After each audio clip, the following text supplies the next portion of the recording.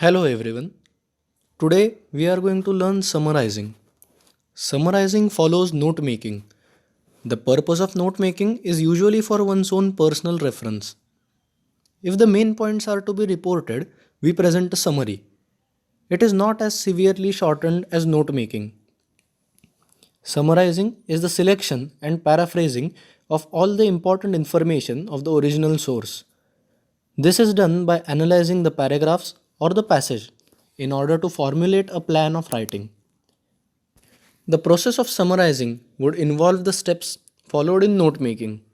Step number 1, underlining the important ideas. Step number 2, writing them down, abridging the verbs. Step number 3, avoiding examples, explanations, as well as repetitions. However, instead of nominalizing the points, changing verbs into nouns, we expand the points into full sentences and link them using suitable connectors. We need to be precise in our expression. The summary will contain all the main ideas of the original. Practice in using one word for many. This will help you to summarize each and every point. For example, children who show intelligence far beyond their age often turn out to be the mediocre in adult life, or precious children often turn out to be mediocre in adult life. Her genius was marked by excellence in various arts, language, and science, or she was a versatile genius. Now, I will read out the following text, underlining the important words as long as you can. Soya beans belong to the legume family. The beans are the seeds of the leguminous soya bean plant. They can be grown on a variety of soils and in a wide range of climates. Soya beans are versatile as they can be used as whole beans, soya sprouts, or processed as a variety of food items such as soya milk, tofu, temp- textured vegetable protein, miso, soya sauce, soya oil, and margarine, as well as soya dairy alternatives. They are also used for making candles as well as biodiesel. Soy is an excellent source of high quality protein. It is also low in saturated fats and is cholesterol free. It is also rich in vitamins, especially vitamin B complex, minerals such as magnesium, calcium, iron, potassium, and copper, as well as fibers. In recent times, it has been highly recommended because of its ability to lower the levels of low density lipoprotein, also called as LDL, which is a bad cholesterol. The Food and Drug Administration, that is FDA, has confirmed that foods containing soy protein are likely to reduce the risk of coronary heart disease. An easy way to take soya is soya milk, which is now available with added flavor. Soya milk does not contain lactose, that is milk sugar, and can be drunk by those who are allergic to normal milk. To get soya milk, soya beans are soaked in water, ground, and then strained. If you don't mind the trouble, you can also make it at home. So, this passage contains 225 words. Now, for summarizing this, we should note down the important points. That is, soybeans are the seeds of the soybean plant of the legume family. This is an important fact which is or should be remembered while making the summary of the passage. They grow in variety of soils and climates. Another fact that can be used everywhere. They can be used in various forms: beans, sprouts, and a variety of food items. They are also used to make candles and biodiesel. They are a source of high quality protein, vitamins, minerals, and fibers. They are low in fat content and cholesterol. They can lower LDL, that is low density lipoprotein levels, as it is risk as it reduces the risk for coronary heart disease. Soya milk, lactose free, is available as flavored milk, and it can also be drunk by those who have allergy towards ordinary milk. This can be made at home by soaking the beans, grinding them, and straining the water. Now, the summarizing of this passage, we have reduced the words to gain the total information, and now it has become 111 words, that is 111 words. So, from 225 words, we have summarized all the passage to 111 words. Now, a summary is usually one third the length of the original passage. And now, we have shortened this passage to 111 words. This is about a half. Now, we should think of what we can omit from this to make the summary more shortened, as well as it shows all the brief which has in it. Now think of what we can omit out of these. The soybean leguminous plant, which grows in all kinds of soil and climate, yields beans, sprouts, and a variety of processed food items and daily alternatives, and is also used to make candles and biodiesel. Rich in protein, vitamins, minerals, and fibers, it has low fat and cholesterol content. It lowers the LDL levels and reduces the risk of heart disease, that is, or coronary heart disease. Soya milk, which is lactose free, is available as flavored milk and agrees with people allergic to the ordinary milk. It can be made at home by soaking, grinding, and straining soybean. Now, our passage has become of almost 90 words. So, the summary of this passage is now further shortened, but the main points which we should remember can be seen in this. We shall now try to reduce the number of words again. So, the passage shall now be read as: soybean, a legume growing in variety of soil and climatic conditions, yields beans, sprouts, and a variety of food items, and also is used in making candles and biodiesel. Rich in protein, vitamins, minerals, and fibers. It is low in cholesterol and fat. It levels it lowers the LDL levels and reduces the risk of coronary heart disease. Soya milk, lactose free, is available, flavored, and taken by allergic people to milk. It can also be made at home. One should notice that we have phrases in opposition. A legume, between commas, present participles, growing to effect reduction. Instead of it is rich in, we have used rich in and postponed the main verb in the sentence. Almost all the main points have been covered. So, from this, we can understand that summarizing means lowering the number of words and including all the almost information which is important in the paragraph, so that it becomes easier for the reader to read it and to summarize what is given in this passage. Now, for practice, we shall read the text below and summarize it. The title of this passage is Green Sahara, the great desert where hippos once wallowed. The Sahara sets a standard for dry land. It is the world's largest desert. Relative humidity can drop into the low single digits. There are places where it rains only about once a century. There are people who reach the end of their lives without ever seeing water coming from the sky. Yet, beneath the Sahara are vast aquifers of fresh water, enough liquid to fill a small sea. It is fossil water, a treasure laid down in prehistoric times, some of it possibly a million years old.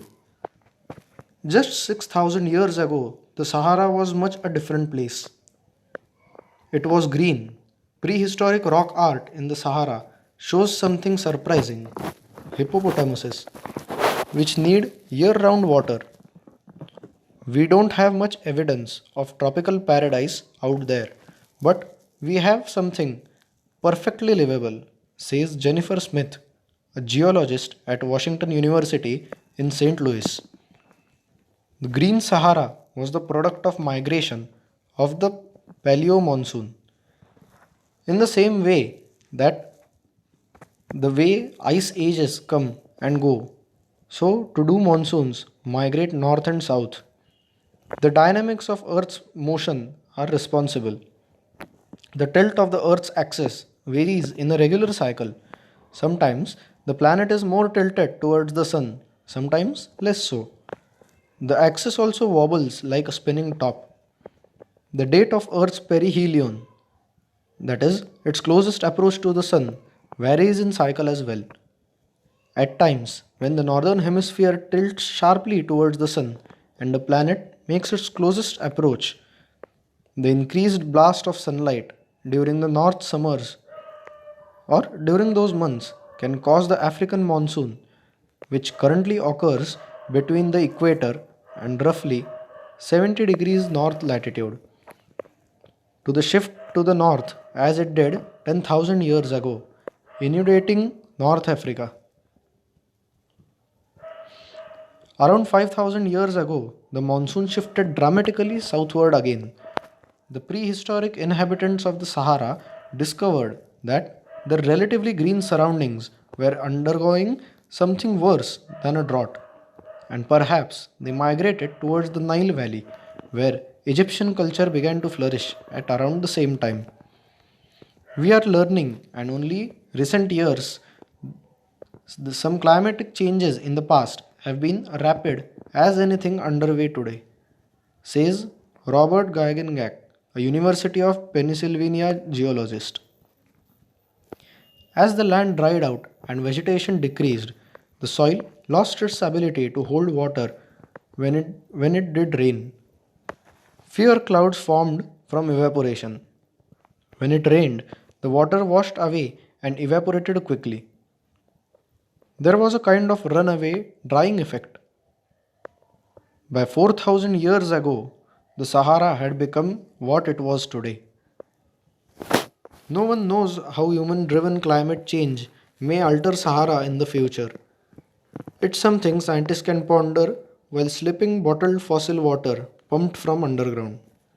It's the best water in Egypt, Geigengak said. Clean, refreshing mineral water. If you want to drink something good, try the ancient buried treasure of Sahara. This was all about the passage. Now, it's time for us to summarize this passage. The summary of this passage will be as follows. Green Sahara. Sahara sets a standard for dry land and is the world's largest desert. Relative humidity is very low in this place. Yet, beneath the Sahara are vast aquifers of fresh water. It is the fossil water which was there 6,000 years ago. The seeds were sown. But today, this place is much different. About 6,000 years ago, it was green. Prehistoric rock art shows that hippopotamus was the animal which was present in this Sahara desert, which means that water must be present in Sahara desert. Jennifer Smith, a geologist, says that we don't have much evidence of tropical paradise, but this place was certainly livable in those times. The Green Sahara Desert was the product of migration of the paleo monsoon, that is, these monsoons migrate north and south. The tilt of the Earth's axis, that is, the dynamics of the Earth, are responsible for such migrations. The planet is more tilted towards the Sun, and sometimes it is less tilted towards the Sun. The axis also wobbles like a spinning top. At times, when the northern hemisphere tilts sharply towards the Sun, the increased blast of sunlight can, due to this, African monsoon can be caused. As so it did 10,000 years ago, inundating North Africa. Later, around 5,000 years ago, the monsoon shifted dramatically southward again, and prehistoric inhabitants discovered that relatively green surroundings were worse than drought, and hence these people migrated towards the Nile Valley, where Egyptian culture flourished. A University Pennsylvania geologist, Robert Geigengach, says that we are learning that some climate changes in the past have been as rapid as anything undergoing today. After that, after that time, the land dried out, vegetation decreased, soil lost its ability to hold water, and the rains disappeared. Fewer clouds formed during evaporation. When the rain started coming, the water washed away and evaporated quickly. There was a kind of runaway drying effect, where 4,000 years ago, the Sahara has become what it is today. Geigengach says that the best water, it's the best water in Egypt, clean, refreshing mineral water, that is Sahara Desert, had this clean water some 6,000 years ago. And if you want to drink this clean water, you should try the water ancient buried treasure of the Sahara. So, this was the summary of the given passage. Now we should understand what is the importance of summarizing. Summarizing ensures that you are producing something. It is the key to productive study sessions. The key to any successful study session is to reproduce what we have studied or what we have read. It is such that we haven't really studied if we haven't produced any notes or chart or flashcards or a timeline, anything like that. When you summarize what you are reading, you are actively engaging the material, while underlining and highlighting words are popular methods. They are not very successful at helping the students to retain all the information. We have talked about this here also. Summarizing will ensure that you have a productive and successful study session. The second advantage is that summarizing helps you find the main points and key details. Effective learning is all about identifying and understanding main points and key details. Your summary statements should look like main points, key details, and nothing else. The third advantage is that summarizing saves time during test review sessions. One of the biggest wastes of time when reviewing for a test is trying to skim back through all the chapters you read, looking for something that you might be tested on. It almost never happens that you try to find a needle in a haystack. Hence, summarizing helps you to remember all the important points in a short time span. Hence, it is just an effective method in everything, almost everything, in studies or in other sessions, as it will help you a lot in your future and also can help you to remember almost everything within a short duration. The main aim of summarizing each and every chapter or each and every text is that the summary should be effective. An effective summary doesn't just support the report the source information, but it also supports and indicates concisely how the ideas connect and why they matter the most in this type of summary. All these are the benefits of summarizing. Summarizing builds comprehension by helping to reduce confusion. Teachers train students to process the information they read with the goal of breaking down content into different pieces. This strategy can be used by the whole class, small groups, or as an individual assignment too. Summarizing text by using writing activities builds on prior knowledge. It also helps to improve the writing and strengthens vocabulary skills. This summarizing teaches students how to take a large selection of text and reduce it to the main points for more concise understanding. Upon reading a passage, summarizing helps students learn to determine essential ideas and consolidate important details that support them. It is a technique that enables students to focus on keywords and phrases, often assigned text that are worth noting it and remembering it down. So, this was all about summarizing. Thank you.